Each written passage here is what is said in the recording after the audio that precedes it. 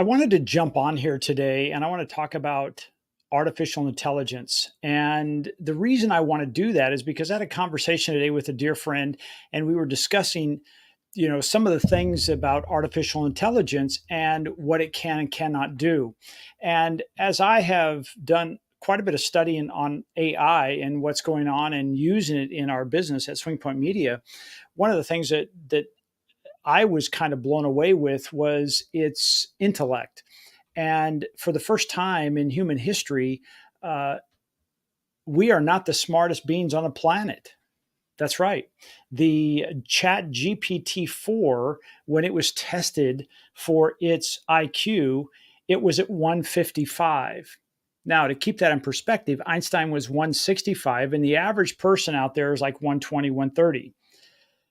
So up until now, I should say now, maybe up until 2023, intelligence was really kind of that cornerstone, that kingpin, the thing that said, "Hey, this is what determines the top of the food chain."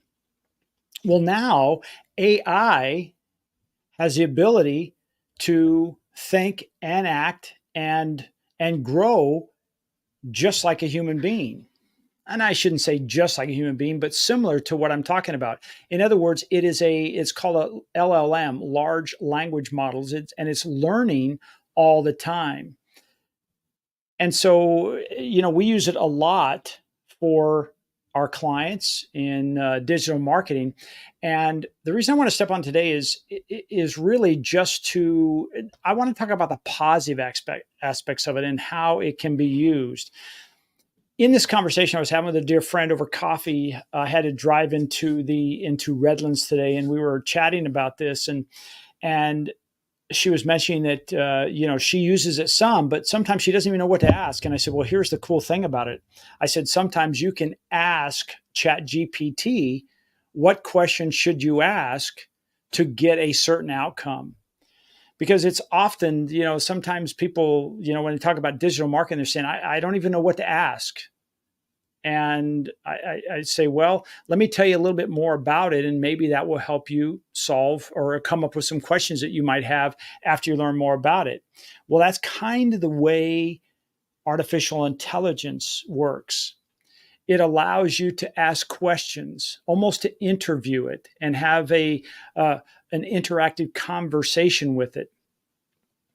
And what this means is, going back to its level of intelligence, it's like, and this is just feedback that I'm getting from, there's a product called Stable Diffusion out there, and the inventor of that said, for ChatGTP or AI is like hiring 1,000 college graduates that do research, and that's why we can get information to come back so rapidly. Because when you put a question in Chat GPT or Bard, any of those, the answers come back very rapidly.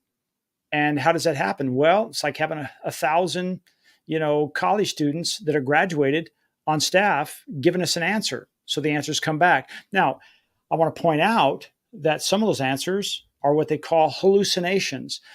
And sometimes the artificial intelligence will hallucinate an answer.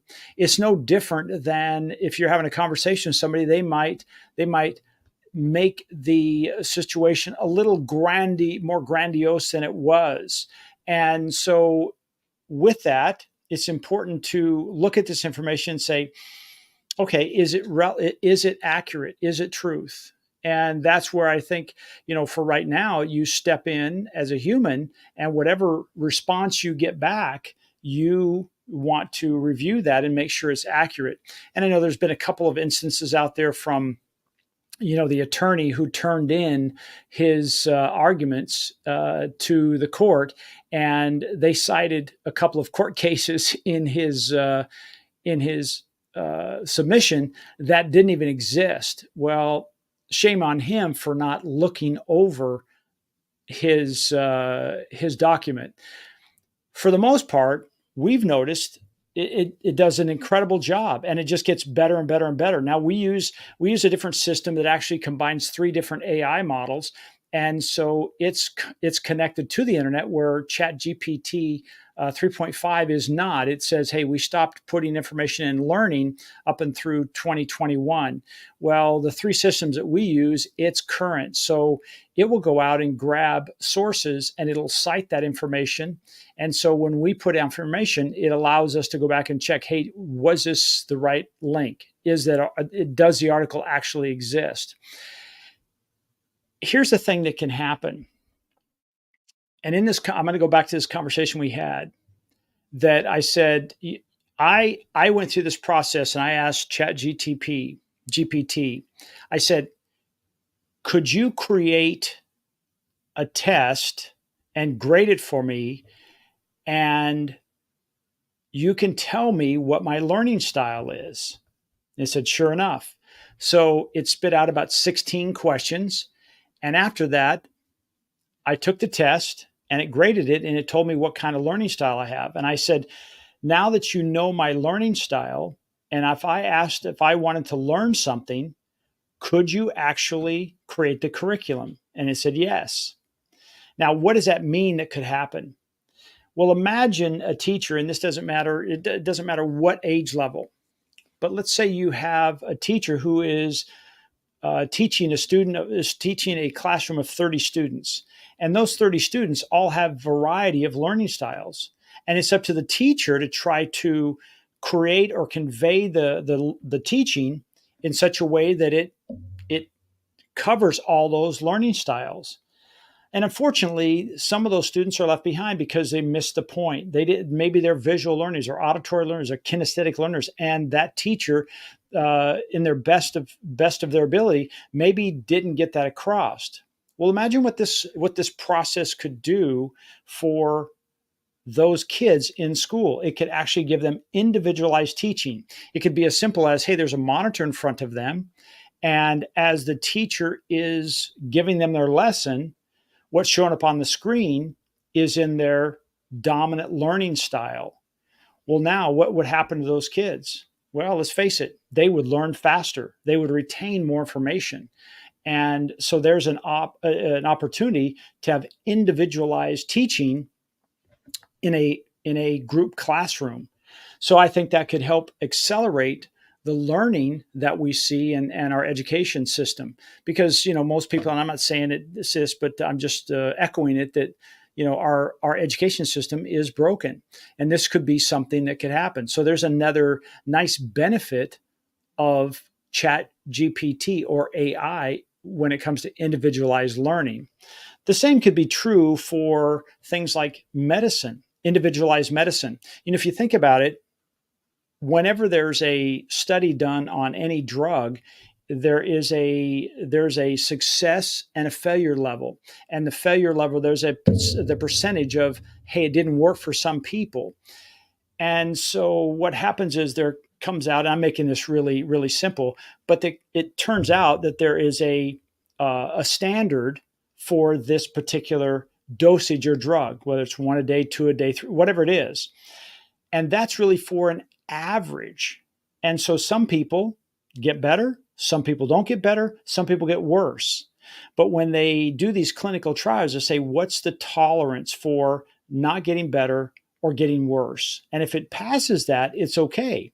But now imagine with AI, they could take that and say, what is the best dosage for that individual?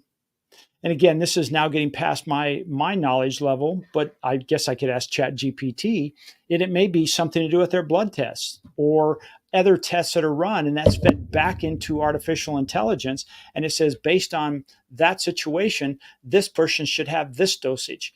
And while the drug is very effective at that dosage for that person, it may not be for this other person because it could be individualized for them and maximize the benefit of that dosage or that medication, and the outcome would be much better. So there's just a couple of things that are going on there.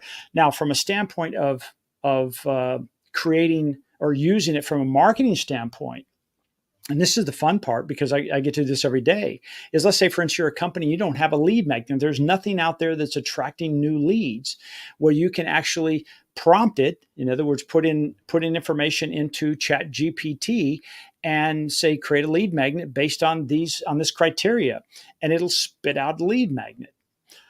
And then you can take that lead magnet and say, hey, let's do some follow-up emails for that. And you can say, I want 4 emails, I want 6 emails, and it'll spit that out. I gave that example to the young lady I was with today, and she said, well, like, how long did that take? And I said, well, here's the thing. If we sat down and did that, with a human, I said, based on how it turned out and what we would do, it would probably take between 40 and 60 hours to complete that task, to do the lead magnet, do all the research, get all the data, and then create the 4 to 6 emails. She said, yeah, okay, how long did it take with AI? And I said, it took about 5 to 10 minutes. And I said, the scary part is, I said, it was really, really good. But part of the reason it was really, really good is because we gave it really, really good information to build off of. It's just like, garbage in, garbage out. If you ask real simple questions, you're going to get real simple results, and you're going to say, that's no big deal. But if you give more in-depth information, then it will give you a really, really good answer. Now, I followed up by saying, my concern was this. How will future clients look at that and say, well, yeah, it took you 5 minutes instead of 40 to 70 hours. I'm going to pay you the 5 minutes. And I said, so I have to look at this and say, I'm like that plumber who says, you're not paying me for the fact that I have a hammer. You're paying me for my 25 years of service. And I knew where to use the hammer on that pipe to fix the problem you had. And that's the investment our staff at Swing Point Media I'm making in my staff, to say, hey, we're going to make sure they're on the cutting edge and knowing how to use artificial intelligence. As an example, our writers now are what we call AIO. They're artificial intelligent optimizers. So after the articles are written, and again, this is where that attorney, if he had an AIO in his back pocket, he wouldn't have gotten in trouble in court, and maybe lost his license or whatever happened to him.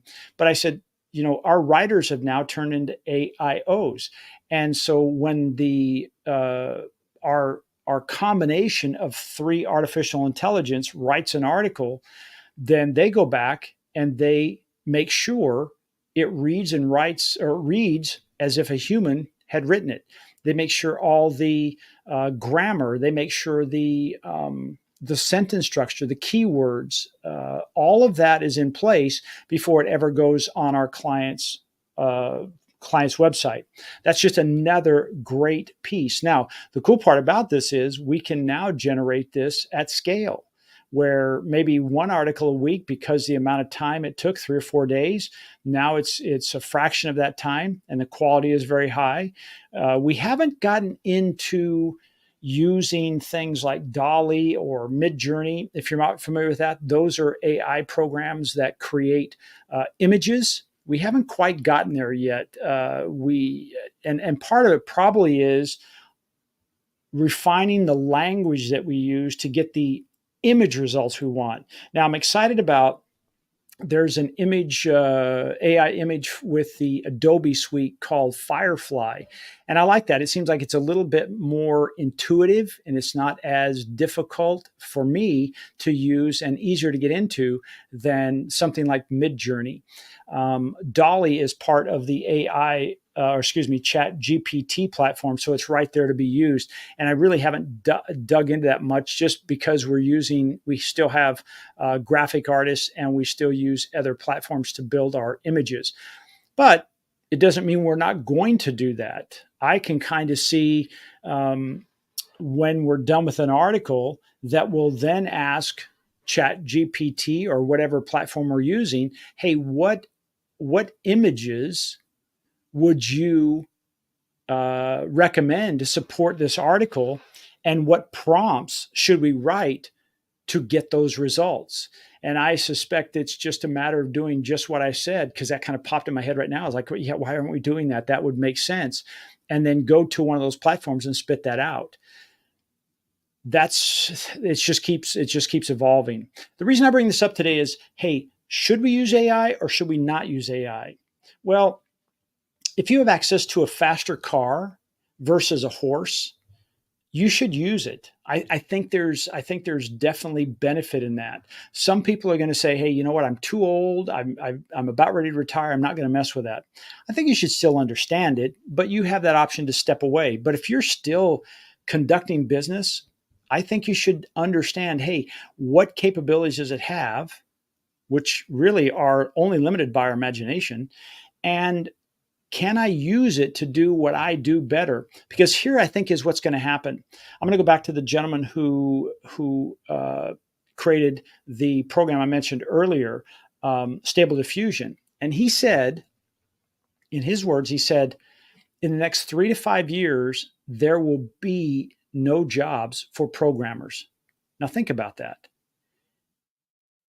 41% of everything we see out there in the marketplace on the internet is generated by AI. It's already building most of what we see. We just don't even know it.